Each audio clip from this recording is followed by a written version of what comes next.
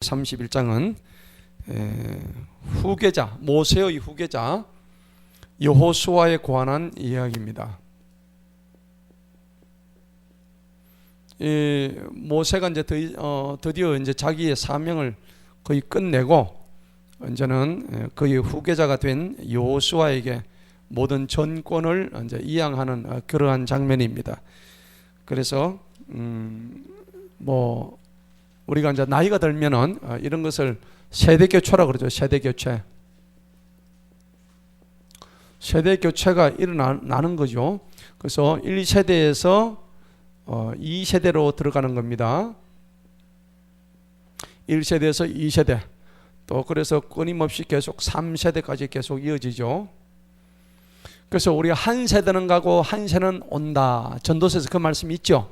예. 한 세대는 지나가지만 또 새로운 한 세대가 온다 하는 겁니다. 그래서 우리가 있었고 또 우리가 가고 난 뒤에는 또 한 세대가 또 일으켜지는 것이고, 그래서 모세 다음으로 이 여호수아가 이스라엘 민족의 지도자가 되는 거예요. 그래서 이것은 누가 이렇게 하신 거예요? 하나님이 이렇게 하셨다는 겁니다. 그래서 오늘 여호수아 후계자에 대한 이야기입니다. 자, 1절서부터 한번 보도록 하겠습니다. 모세가 가서 이 말씀들을 온 이스라엘에게 전하여 그가 그들에게 말하길 내가 오늘 120세이니. 자, 모세가 현재 120세라고 하는 것은 모세가 하나님께 부르심을 받은 나이가 몇 살이에요? 80이죠. 그러면 80에서 120세까지 살다가 죽는 게 120세입니다. 그러면은 이게 40년간을 하나님의 사역자로서 일을 했다는 것을 알 수가 있습니다. 아직 80세 되신 분이 없죠. 그래서 80세가 되면 120살까지 내가 산다 생각하고 40년을 사역한다 생각하시면 하나님이 모세와 같은 그 지혜를 주시고 또 능력을 주시는데, 모세가 죽을 때에 기력이 다 했습니까? 아니면 기력이 남아 있었어요? 기력이 있었죠. 눈도 어두워지지 않았습니다. 모세가 그랬다고요. 그런데도 하나님이 데려가셨죠. 아무래도 나이가 드니까는 조금 기력이 떨어지긴 한데 눈은 총총했대요.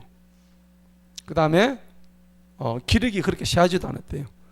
제가 요즘 돋보기를 보는데 지금 이 나이에 벌써 돋보기를 보다니 제가 좀 모세를 생각하니까 너무 빠르지 않는가. 그래서 오늘도 돋보기를 보다가 눈이 침침해서 눈을 부비다가 눈에 뭐가 들어가가지고 더 침침한 거예요. 네. 참 이게 모세를 내가 오늘 말씀을 준비하면서 이 모세는 아니랬는데 내가 벌써 이렇게 참 이렇구나. 내가 80이 되면 어떨까? 참 그런 생각이 들더라고요. 그래서 이 모세가 부러운 거예요. 그런데 이 모세도 때가 되니까 하나님이 여호수아에게로 넘기신다는 겁니다. 사람은 말이죠, 자기 다 때가 있는 거예요. 맞죠? 그래서 나에게 주어진 이 때, 나한테 주어진 때를 어떻게 잘 관리하느냐, 이 때를 하나님께서 주신 이 때를 얼마나 잘 사용하느냐, 관리하느냐, 여기 따라서 우리의 일생이 좌우되는 겁니다. 자, 모세가 오늘 2절에 보니까 내가 오늘 120세인데 더 이상 나가고 들어오면서 출입이 어렵대요. 또한 주님께서 내게 말씀하셔서 너는 이 요르단을 건너지 못한다. 이 요단강을 건너서 갈 수가 없다는 얘기입니다. 이 요단강을 건너야 뭐가 있습니까? 가나안이 있죠. 요단강을 건너야 가나안 땅으로 들어가는데 이 요단강을 건널 수가 없는 거예요. 그러면 요단강 건너기 전에 지금 어디에 있다는 얘기입니까? 지금 모세가 있는 곳이 요단강을 건너기 전이니까 여기는 어디예요? 모압 땅이죠. 모압 평원에서 지금 요단강을 건너서 가나안으로 들어가야 되는 거예요. 그런데 이 요단강을 못 건너가는 게 이게 왜 못 들어갈까요? 못 들어가는 게 있댔죠. 우리 모세가 율법을 상징하는 어떤 그런 영적인 의미가 있다고 얘기했죠. 맞습니까? 예. 그 다음에 모세가 또 온유한 자이기는 했지만은 또 그 속에 쓴뿌리가 남아서 이렇게 온유하지 못한 행동을 했기에 하나님의 노여움을 쌌다. 예. 그죠? 그래서 이게 이제 좀 문제가 된 겁니다. 그래서 이 가나안 땅에 들어가지 못하고 이 모든 것을 누구한테 주느냐면은 여호수아에게 넘겨주는 장면입니다. 그렇다고 모세가 뭐 가나안 못 들어가다 천국을 못 들어가는 그런 거 전혀 아닙니다. 바톤을 넘겼다는 얘기죠. 자, 3절 보시기 바랍니다. 주 너희 하나님 그분께서 네 앞에 건너가시어 네 앞에서 이 민족들을 멸하신다. 멸하시는 거죠. 주님이 항상 그 앞에 건너가신다고 표현이 되어 있죠. 자, 3절에도 보니까는 네 앞에 건너가시고 8절 보세요. 8절에도 똑같이 주님이 곧 그분께서 네 앞에서 건너가신다. 하나님이 그 앞에서 건너가신대요. 이스라엘 그 백성의 앞에서 건너가시는데 하나님이 그 앞에서 건너가실 때 어떤 모습으로 나타나셨을까요? 앞에는 구름 기둥, 뒤에는 뭐가 있었죠? 불 기둥. 자, 햇빛이 짱짱 올 때는 구름 기둥이 와가지고 이렇게 가려주셨고, 밤에 추울 때는 불 기둥이 와가지고 모닥불처럼 따뜻하게 데워주셨고, 그래서 이것도 하나님께서 이스라엘 백성 앞에 먼저 오셔가지고 이렇게 예비하시고 준비하셨다는 겁니다. 우리도 인생에서 어려운 고비가 있을 때마다 오늘 이 장면을 머릿속에 꼭 기억하시기 바랍니다. 내 앞에서 먼저 일하시고 나보다 먼저 가셔서 내가 가야 할 자리에 먼저 좌정하고 계시는 거예요. 할렐루야. 이 하나님을 내가 전적으로 믿는 믿음을 가지면은 그 믿음 속에서 나의 모든 처소를 예비하시는 거예요. 그런 하나님을 우리가 믿어야 되는 거예요. 자, 3절에 보니까 네 앞에서 건너가시는 그 하나님이 이 민족들을 멸해 주실 거고, 또 네가 그들을 갖다가 소유하게 되고, 그리고 주님께서 말씀하신 여호수아가 네 앞에, 모세 네 앞에서 건너갈 것이다. 그렇게 얘기하는 겁니다. 그러니까 여러분, 이제 모세는 하나님께서 이렇게 자기 때를 알고 말씀을 하시는데, 사람이 자기가 물러날 때를 아는 사람이 참 행복해요. 현명한 거죠. 그죠? 물러갈 때를 모르고 계속 그 자리에 앉아 있으면 안 된다는 얘기입니다. 우리 목사님들도 보면은 저분은 떠나야 될 분인데 아직까지 계속 앉아가지고 그래 있으면은 교회에 많이 좀 분란이 생기죠. 예. 저 목사님 빨리 갔으면 좋겠는데. 아니 뭐 그게 종류가 여러 가지이기 때문에 연세가 많으면은 노예법에 의해서 이제 정년퇴직을 하게 되어 있습니다. 더 이상 못 하게 되어 있죠. 뭐 과거에는 65세인데 요즘은 70세까지로 얘기를 하는데 70세까지 할 수 있으면 다행이죠. 예. 그래서 기력이 좀 총총해야 됩니다. 그나마 기력이 총총해야 되는데 아무튼 자기 물러날 때를 아는 것이 굉장히 중요합니다. 한번 보십시다. 주님께서 이미 멸하신 아모리 사람들의 왕 시혼과 옥, 이 옥이라는 왕은 어느 나라입니까? 바산 왕이죠. 바산 왕 옥이었습니다. 바산 왕 옥이 그들의 땅에 행하신 것을 그들에게도 똑같이 멸망시키신다고. 이 면전에서 넘겨주시리니 그리하면 너희는 내가 너희에게 명령했던 모든 명령들대로 그들에게 행할지니라. 우리는 명령을 받는 존재입니다. 하나님의 명령을 받고 그대로 실천하면 되는 거예요. 그러니까 너무 복잡하게 생각하지 맙시다. 내 생각이 들어가게 되면 하나님의 명령을 받을 수가 없어. 하나님의 명령은 우리를 살리는 일입니다. 살리는. 우리를 살리심. 그런데 나의 계획, 하나님의 명령보다 내 계획대로 하게 되면은 이 계획에는 하나님이 개입할 여지가 없으신 겁니다. 하나님이 이 안에 개입할 여지가 없는 거죠. 그럼 하나님은 어떤 분이시냐? 우리가 하나님의 인격적인 분이시기 때문에 자기가 뭔가를 하려고 하면은 하나님은 그냥 가만히 지켜보고 계시는 거예요. 그래 네가 해볼래? 그럼 이건 네가 해. 그럼 나는 좀 지켜보고 있을게. 그러면은 하나님이 명령하신 대로 하는 사람은 반드시 하나님이 좋은 것을 명령해 주시기 때문에 비록 힘들고 어려워도 그것을 능히 이길 수 있는 지혜와 명철과 믿음과 총명을 주시는 거예요. 그런데 내 계획대로 하는 사람은 자기 지혜로 해야 되기 때문에 요즘 우리 다니엘서 읽잖아요. 오늘 다니엘서 읽었죠. 그 다니엘서를 저는 읽으면서 너무 이게 참 감동을 받는 거예요. 이 다니엘과 세 친구 이름이 누구였어요? 사드락, 메삭, 아벳느고 세 사람이잖아요. 그 세 사람도 너무 대단한 사람들이에요. 아니 풀무불에 집어넣는다는데 그렇게 집어넣어라. 우리는 끄떡없다. 하나님 우리를 지켜주실 것이다. 그런데 설령 하나님이 안 지켜주시더라도 우리는 절대 안 들어간다 그랬죠. 그래서 그걸 뭐라고 그래요? 그리 아니하실지라도 의 믿음이고 신앙인 거예요. 그래서 하나님의 명령은 우리 살리는 거예요. 예. 그 명령이 단순하단 말이에요. 그냥 믿고 따라가면은 여기에 풀무불에 들어간다 하더라도 머리털 하나 상치 아니했다는 겁니다. 이 풀무불은 어떤 불이냐면은 용광로 아시죠? 용광로 보신 적 있나요? 저는 포스코 가서 용광로를 봤습니다. 포스코 아시죠? 철을 녹이는 그 어마어마한 그 용광로에 철을 집어넣으면 그게 녹아요. 근데 그게 온도가 한 1400에서 1600도. 근데 이 느부갓네살 왕은 하도 자기들 왕의 조서에 불복했기 때문에 풀무불의 온도를 몇 배까지 올렸어요? 7배죠. 7배까지 끌어올린 거예요. 와, 그러면은 풀무불 온도가 1500~600도 되는데 거기에 7배를 더 올리는. 와. 그래서 이 세 사람을 끌고 산채로 그냥 끌고 들어가려다가 끌고 들어간 사람 죽었죠. 불에 다 죽었잖아요.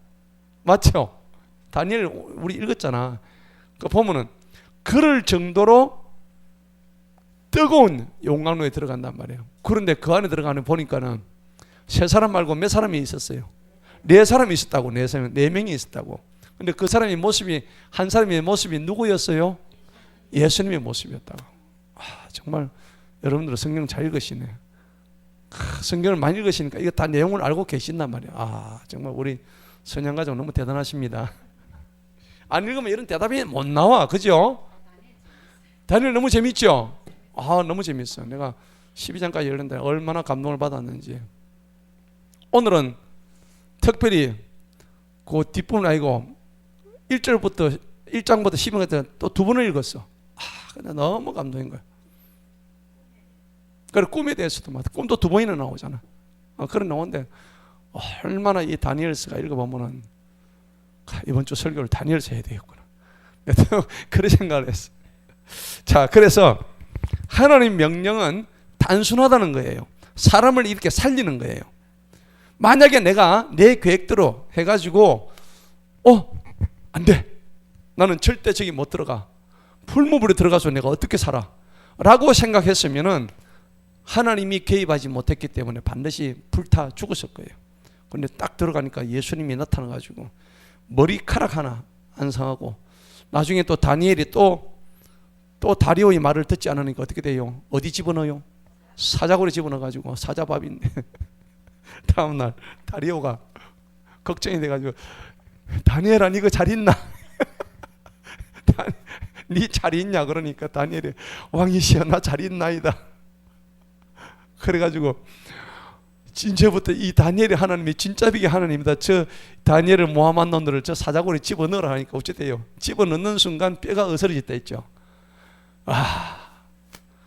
내 계획 가지고 있으면요 다 이래 되는 거예요. 여러분 에스더서에 보면은 그 불임 그게 나오는데, 여러분 모르드게를 갖다가 그 저 모함한 사람이 누구예요? 하만이죠. 하만이잖아요. 하만도 모르드게를 갖다가 목을 댕강 잘라가 하려다가 결국은 지 모가지가 그 위에 올라갔잖아. 그죠? 똑같은 거예요. 내 계획을 가지고 있으면은 이렇게 된다고요. 그런데 오늘 하나님께서는 분명히 말씀하십니다. 내가 너희에게 5절을 보니까 명령했던 모든 명령들대로 그들에게 행하라. 그럼 어떻게 행합니까? 떨며 두려워합니까? 아닙니다. 6절 보세요. 한번 읽어봅니다. 6절 시작. 강하고 담대하라. 그들을 두려워하거나 무수하지 말라. 그분께서는 너와 함께 가실 주 너의 하나님이시니 그분께서는 너를 떠나지도 아니하시고 버리지도 아니하시리라 하니라. 이 찬양 뭐 있죠? 내 너를 떠나지도 않으리라 하는 그 찬양 있죠? 요 부분을 가지고 지금 찬양을 만드는 거예요. 맞죠? 찬양사역은 틀립니다. 예. 찬양사역자는 역시 빠르네요. 자, 그 구절을 가지고 그 찬양을 지었단 말입니다. 하나님 우리를 안 떠나셔요. 자, 7절 보십시다. 모세가 여호수아를 불러 온 이스라엘의 면전에 그에게 너는 강하고 담대하라. 여러분, 이 사람이요, 강하고 담대한 거에 반대말이 뭘까요? 강하고 담대한 거의 이 반대말, 두려워하고 떨고 뜸. 두려워하고 떠는 것이 강하고 담대한 거의 반대말이에요. 그런데 사람이 있잖아요, 두려움의 영이 임하게 되면은 그때부터는 꼼짝 못해요. 그런 거 여러분 경험해 보셨나요? 경험해 보셨어요? 제가 옛날에요, 제가 그전에 또 얘기했나 우리 제가 항상 늘 하는 얘기인데, 제가 중학교 때 우리 집 도둑놈이 들어왔어요. 제가 명륜동 살 때인데 도둑이 들어왔는데, 그때는 그 당시에는 도둑들이 들어가지고 옥상에 흔적을 남기지 않게 해서 똥을 싸가는 그런 시절이었어요. 옛날에 도둑들이 그랬다고요. 안 잡히려고. 그런 말 처음 들어보죠? 처음 들어봐요? 경상도는 그런가 봐요. 타 지역 사람들 잘 모르시네. 똥 싸놓고 가면 안 잡힌대요. 그래가지고 도둑질하고 똥을 참았다가 거기다 나무 집에 똥을 싸놓고 가는데 우리 집 옥상에다가 그랬더라고. 그런데 제가 중학교 때 우리 집에 이제 문을 열고 제가 자고 있는데, 분명히 자고 있는데 문 서르르 하는 거예요. 그 옛날에는 우리 그 문이 창호지 문이었어요. 우리 중학교 때는. 예, 못 살았잖아요. 그죠? 창호지 문이었는데. 근데 도둑놈이 왔는데 내가 도둑이야 하는 소리가 나와야 되는데 입이 안 떨어지는 거예요. 입이 정말 안 떨어져요. 내 몸이, 내가 움직이는데 몸이 완전히 그냥 굳어가 있는 거예요. 집사님 그런 경험 못 해보셨어요? 안 해보셨어요? 담대하시네. 저는 그 당시에 두렵고 떨었어요. 완전 잡혀가지고 두려움이 완전히 그냥 공포적 잡혀가지고, 그래가지고 내가 보니까는 도둑님이 다 훔쳐가지고 나가는데, 이 도둑이야 해야 되는데 이 말이 안 떨어지는 거예요. 몇 살 때냐고? 중학교 1학년 때. 그래, 중학교 1학년 때. 그래가지고 13살이네. 그래가지고 그때 빼빼 말라가지고 뭐 아무 힘도 없는 게 도둑놈, 건장한 도둑놈 온데 내가 어떻게 할 거예요? 그러니까 엄마, 아빠, 엄마, 아버지 도둑놈 왔다 이 말이 안 떨어져가지고, 그래가지고 이제 내가 보니까 도둑놈이 간 것 같아. 갔는데도 이 몸이 안 움직이는 거예요. 여러분들 경험 안 해보면 몰라 이런 거는. 그래가지고 한참 있다가 이제 몸이 풀렸어요. 그래서 제가 이 두려운 명에 잡히면 어떻게 되는가 제가 알아요. 그 다음에 이 두려운 명에 잡히면요, 계속적으로 그런 게 임합니다.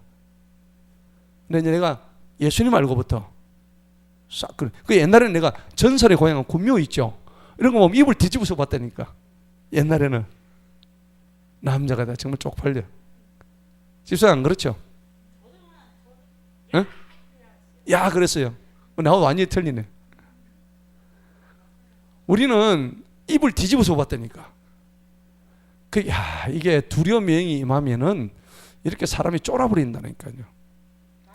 가위 눌리죠. 그러니까 내가 이 도둑 마살이 가위 눌리는 거, 꼼짝을 못 하는 거. 꿈에서도 그런 게 많이 있거든요. 그래서 제가 그걸 알아요.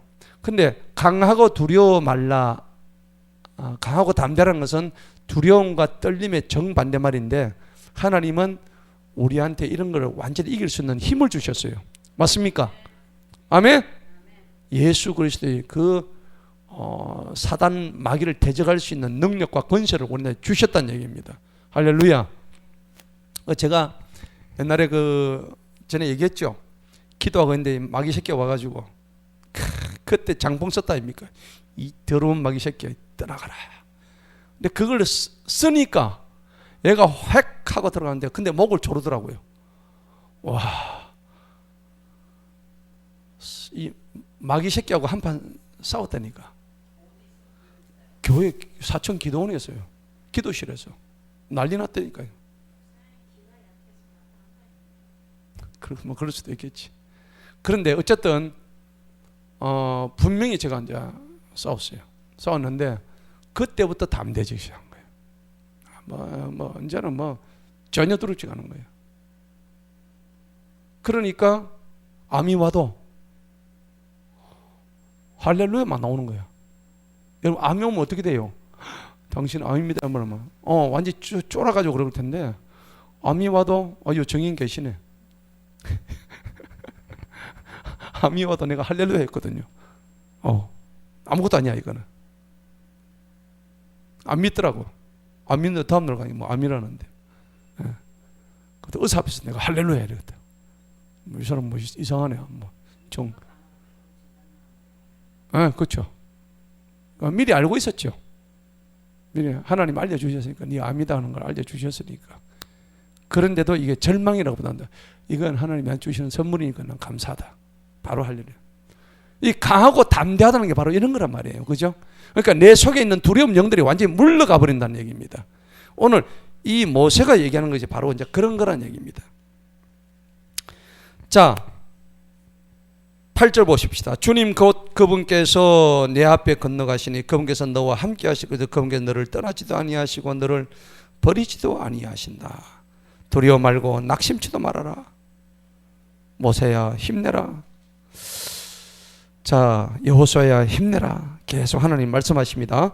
모세가 이 율법을 기록하여 주님의 언약궤를 메는 레위 아들은 제사장들과 이스라엘의 모든 장로들에게 주며, 모세가 그들에게 명령하여 말하기를 매 7년의 마지막 해 엄숙한 면제년의 장막절에 7년마다 돌아오는 안식년이 있었죠. 맞습니까? 7년마다 들어오는 이 년을 안식년. 이 안식년은 매월 7월 15일 날 그부터 해가지고 일주일간을 7일간을 지냈습니다. 7일간을 장막절을 지냈어요. 그래서 이 안식년이 시작이 됐는데, 이때에 온 이스라엘의 주 너희 하나님 앞 곧 그분께서 택하신 곳에 모일 너는 온 이스라엘 앞에서 율법책을 읽어라. 그들이 듣게 해라. 여러분, 율법을 이 당시에 낭독을 했습니다. 율법을 낭독한 이유가 뭘까요? 율법은 이스라엘 백성들은 정기적으로 율법을 낭독을 했습니다. 소련이어서 읽었다는 얘기입니다. 율법을 낭독했다. 왜 그러냐니까는 율법을 낭독하게 되면 이 교육입니다. 이게 그러니까 눈과 귀와 입이 동시에 움직이는 거죠. 낭독하면 그렇죠. 눈으로 봐야 되죠. 그 다음에 입으로 읽어야 됩니다. 그 다음에 귀로 들어야 돼요. 이 세 가지가 다 움직이기 때문에 이것을 통해서 무엇이 이루어지냐면 자녀 교육이 이루어지는 거예요. 자녀 교육. 이게 유대인들의 교육 방식입니다. 그래서 어릴 때일수록 자녀 교육을 이렇게 유대인 방식으로 낭독을 시켜주면은 그 아이들이 점점 더 지능이 자란대요. 지혜가 자란대요. 그래서 어릴 때일수록 성경을 암송을 시켜주면은 가장 좋은 선물이래요. 아이들에게. 여러분 이제 만약에 아기는 오면은 그렇게 하세요. 손주, 손자, 손녀 놓으면은 꼭 그렇게 할머니, 할아버지들이 그렇게 시키세요. 그러면은 그 아이들한테 최고의 선물이 바로 하나님 말씀을 암송하는 겁니다. 다른 거 필요 없어요. 뭐 돈 물리적으로 생각하지 말고 하나님 말씀을 그 아이들 머릿속에 집어넣어주면 되는 거예요. 그래서 이 자녀 교육이 되고, 그 다음에 이제 성경을 암송을 하면 좋은 게 뭐냐면 신앙심이 어떻게 돼요? 신앙심이 고취가 되는 거죠. 하나님을 믿는 그 믿음이 점점 올라가는 겁니다. 이것을 우리가 잘 해야 되는 겁니다. 그 다음에 이제 성경을 많이 읽게 되면은 하나님께 헌신합니다. 그 다음에 많은 사람들에게 봉사합니다. 그 다음에 하나님의 일에 열심을 냅니다. 이런 일들이 이루어지는 거죠. 그래서 정기적으로 주기적으로 이스라엘 백성들은 이렇게 공동체의 율법 규범들을 늘 읽어서 듣게 했다는 겁니다. 자, 이것을 그러면 어디서 할까요? 이것을 전부 다 어디서 하냐면은 그들이 모인 율법 공동체에서 하는 거예요. 이 공동체는 오늘날 말하면 어디입니까? 교회입니다. 교회. 교회가 그러니까 굉장히 중요하다는 겁니다. 여러분 신앙생활 하는데 혼자서 하는가 교회하고 어떻게 될까요? 혼자서 됩니까? 혼자서 신앙생활 안 돼요. 왜냐하면 하나님이 만드신 기간 중에 최고의 기간이 가정과 교회예요. 맞죠? 여러분 가정 없이 자란 사람이 있겠습니까? 다 가정을 통해서 우리가 이 땅에 태어난 거예요. 엄마 아빠를 통해서. 그죠?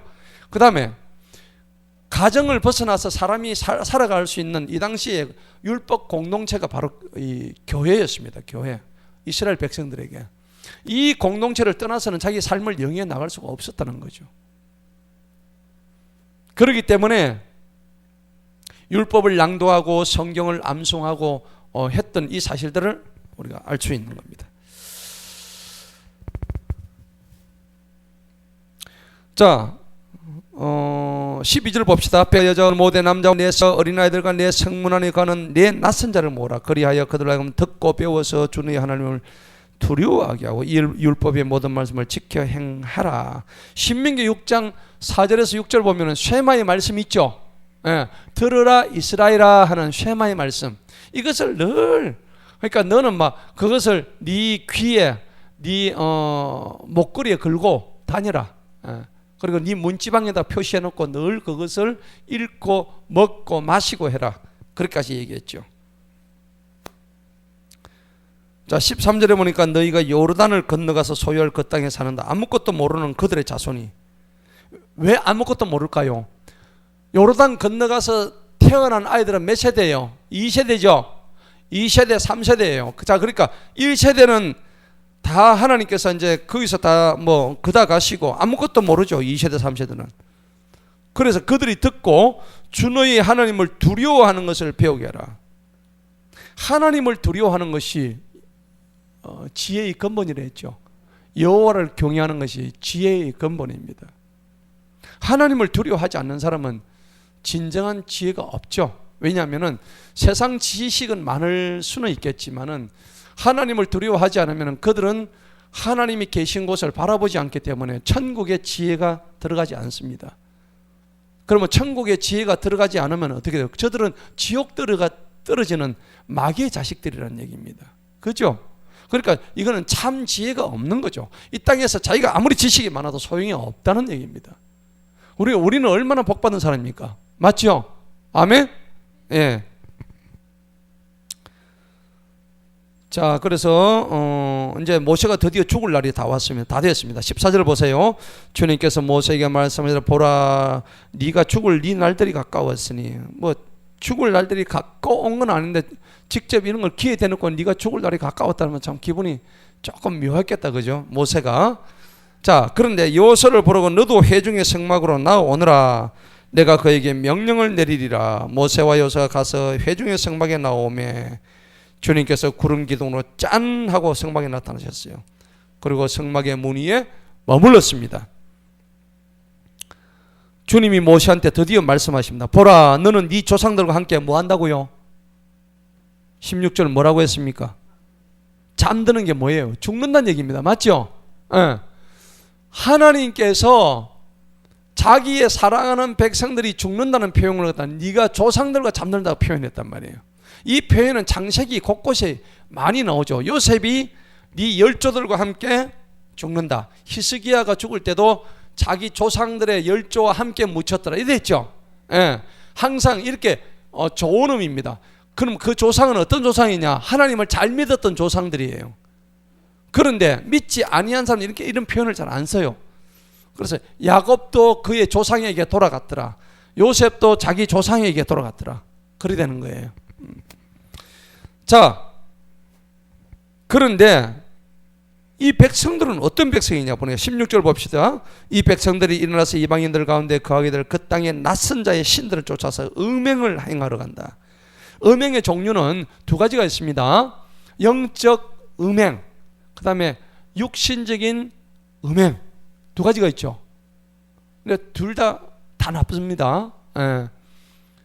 육신적인, 우리가 보통 세상 사람들은 음행하면은 그냥 육적인 음행을 얘기하는 거예요. 예를 들어서 뭐 바람 핀다든지 아니면은 좀 좀 성적으로 문란하다든지, 예. 도덕적이지 못하다든지, 이렇게 생각하는 거 음행이라 생각하는데, 성경적으로 음행이 뭐예요? 이거는 하나님 이외에 다른 신을 믿는 게 이게 음행입니다. 자, 그러니까 육적으로 음행하는 사람은 자동적으로 영적으로도 음행하겠죠. 맞죠? 그러니까 우리가 과거에 다 이 영적으로 육적으로 다 음행했던 사람들이에요. 예. 그런데 하나님께서는 이러한 음행에서 우리를 건져내신 거예요. 우리를 택해서 집어내셨다는 얘기입니다.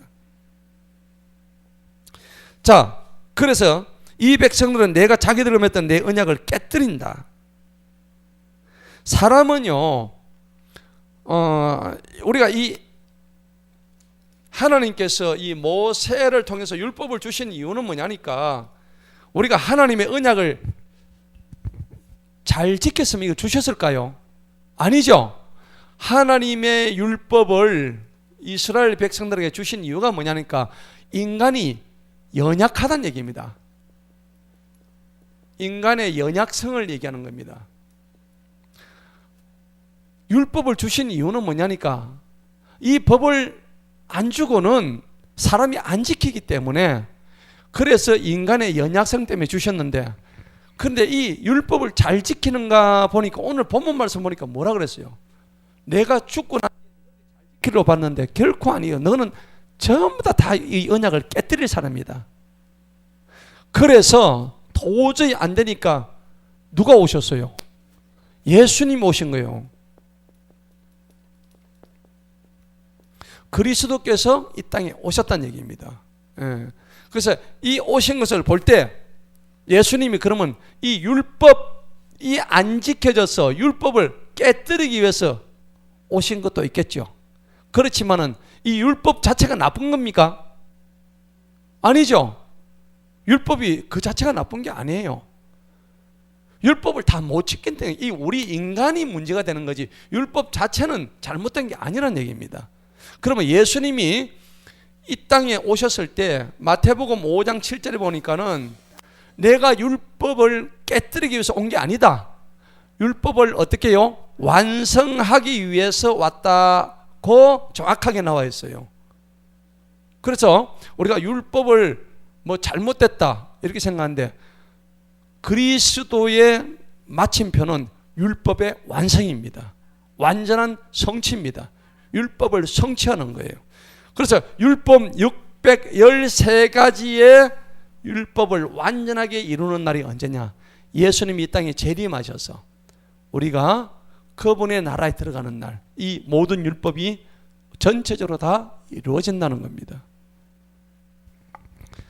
자, 그래서 오늘 이스라엘 백성들이 하도 말을 안 듣는 그런 이유를 알고 있죠. 17절에 보니까 분노가 너무 나가지고 하나님께서 내가 그들에게서 내 얼굴을 어떻게 한다고 되어 있어요? 숨긴다 했죠. 18절 보세요.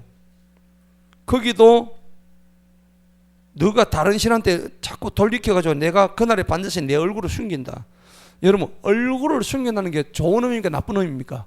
나쁜 의미죠. 우리가 예수님 오실 때 우리가 얼굴을 서로 어떻게 한다 했어요? 대면한다 했죠. 맞습니까? 우리가 얼굴 보고 얘기하잖아요. 근데 사람을 보는데 저 보고 이래 얘기합니까? 아니잖아요. 그럼 어떻게 해요? 집사람 얘기하는데 내가 여보 집사님 이러면은 내가 이상한 사람이에요. 그죠? 상대방이 기분 나쁜다고. 근데 얼굴을 하나님이 피한대요. 뭐 하면은 보세요. 내가 분노가 너무 심해가지고 내 언약을 깨뜨린 너희들한테 내 얼굴을 완전히 숨겨버린다. 이런 표현은 민수기 6장에도 나오고요, 역대상에도 계속 나오고, 너희는 주의 얼굴을 찾을지어다 나오죠. 역대상에. 예? 주의 얼굴을 찾아라. 주의 얼굴을 구해라. 그 말씀이 계속 나오는 거예요. 여러분, 주님의 얼굴을 구하시기 바랍니다. 자, 그 다음에 20절 보십시다. 20절에 보니까는 내가 그들의 조상들이 맹세한 젖과 꿀이 흐르는 그 땅으로 그들을 인도하여 들어가서 그들이 먹고 배부르고 살이 찌면 어떻게 될까요? 그들이 다른 신들한테 돌아간답니다. 그들을 섬기고 나를 멸시해 내 언약을 깨뜨린다. 여러분, 사람이요, 가난할 때하고 배부를 때 두 가지 차이가 있어요. 가난할 때는 내가 정말 내가 배가 부르면은 내가 잘 살게 되면 잘해야지, 내가 이렇게 너무 찌질해도 못 살았는데 라는 생각을 가질 수 있어요. 그런데 막상 내가 배가 부르고 난 뒤는 어떻게 되냐면은, 옛날에 내가 가난했을 때 가졌던 생각은 깡그리 잊어버리는 거예요. 예. 그래서 에스겔 26장, 27장, 28장에 보면 두로의 교만 때문에, 여러분 그 당시 에돔, 모압, 암몬이 전부 다 멸망당하잖아요. 두로도 멸망을 당하는데 에스겔서 26장, 27장, 28장 3계장에 보면은 두로가 심판받는 장면이 나와요. 어마어마하게 그냥 두로가 교만했다, 그런 장면이 나오는데, 하나님이 호시아 13장 6절에서 뭐라 하냐니까, 그들이 배가 불렀기 때문에 마음에 교만해서 나를 잊었도다, 그렇게 얘기한 거예요. 그러니까 여러분 절대 그러지 마세요. 배부르면은 마음이 교만해진답니다. 나는 안 그럴 것 같은데. 아닙니다. 우리가 다 그렇습니다. 내가 조금 잘 되면요, 막 마음이 교만하고 하나님 앞에 내가 좀 잘난 체하고, 그리고 일단 배가 부르면요 간절함이 사라집니다. 그죠? 예. 그게 그래 안 될 수가 없다니까. 배고플 때는 막 간절하잖아요. 뭐라도 하나 주면은. 근데 배가 부르고 나면은 뭐 음식이 앞에 누워서 들어옵니까? 그때는 음식 이거 저거 내가 안 먹어도 그래야 된다니까. 간절함 자체가 사라지고, 풍요로움이 오히려 그에게 있어서 영적인 갈망을 떨어뜨린다는 겁니다. 그래서 여러분들, 우리가 꼭 기억이 될 때 배가 부를 때 조심하라 하는 겁니다. 자, 21절 봅시다. 거기 보니까 그러면은 많은 재앙과 고난이 너희한테 미쳐가지고 엉망진창된다. 내가 맹세한 것 따라 그들을 인도하기 전에 지금도 그들이 행하려는 그들의 생각을 내가 안다. 하나님은 우리의 생각을 전부 다 아신대요. 아멘? 우리의 생각을 다 아신대요. 그래서 잠언 20장 27절에 뭐냐면, 하나님은 사람의 마음 깊은 곳까지도 통달하시는 분이다, 그렇게 돼 있잖아요. 그죠? 내가 무슨 생각할지 다 알고 계신다는 겁니다. 나보다 내 생각을 더 아는 거예요. 내가 예를 들어서 한 5분 뒤에 내가 이렇게 할 거다 하는 것까지 다 알고 계신 거예요. 나보다 더 많이 나를 아시는 분이 하나님이신 거예요. 그죠? 자, 그래서 절대 우리가 우리 자신을 속여서는 안 되는 거예요. 왜냐하면 하나님은 우리가 못 속여요. 우리가 절대 하나님을 속일 수는 없어. 자, 24절부터 30절까지 한번 보십시다. 이제 율법책에 대해서 이제 계속 나옵니다. 모세가 이 율법의 말씀들을 책에 기록하기를 마쳤을 때 주님의 언약궤를 메는 레위 사람들에게 명령, 이 율법책을 가져가라. 가져다가 언약궤 옆에 두어라. 그리고 거기서 너희에 대한 증거가 되게 하라. 27절 봅시다. 내가 너의 반역과 너의 굳은 목을 난다. 우리 사람은 계속 반역하고 계속 목이 굳어 있죠. 여러분, 목이 굳으면 어떻게 됩니까? 불라지죠. 그렇습니다. 목이 너무 딱딱하면요 부러지고 디스크 걸립니다. 맞습니까? 목은 항상 어떻게 해요? 보들보들해야 되는 거예요. 예. 보들보들해야 됩니다. 근데 하나님은 목이 곧은 백성들에 대해서 아주 크게 징계하신다고 말씀이 나와 있습니다. 자, 그래서 27절 봅시다. 오늘 내가 아직 너희와 함께 살아있는데도 너희가 주님을 대적하여 반역하였는데, 모세가 하는 소리입니다. 내가 죽으면 너희가 얼마나 더 하겠느냐. 29절 봅시다. 내가 죽은 후에 스스로 완전히 부패하여 내가 너희에게 명령 그 길에서 벗어날 것을 내가 아노니 훗날의 재앙이 너희에게 미치리라. 이는 너희가 주님의 목전에 악을 행하고 너희 손이 하는 그 일을 통하여 하나님을 경노하게 하심일 것이다. 자, 이스라엘 백성들의 어떤 그 나쁜 그 삶에 대한 그 벌써 징계가 그리고 결말이 여기서 다 보이고 있는 것입니다. 자, 오늘 말씀의 결론을 맺겠습니다. 이제 31장부터 해서 모세의 뒤를 이은 여호수아, 여호수아의 어떤 여러 가지 활동에 대해서 서서히 이제 진행하고 있고, 이제 뒤로 가면은 드디어 이제 모세가 120세에 이제 죽는 장면이 나옵니다. 그래서 본격적인 여호수아의 삶이 나오는데, 이 끝나고 나면 여호수아 계속 해야 되겠죠. 하고 뒤에 이제 역사서도 이제 좀 넘어갈 것이고요. 뒤에 가면 계속 역사서 나오는데 재밌어요.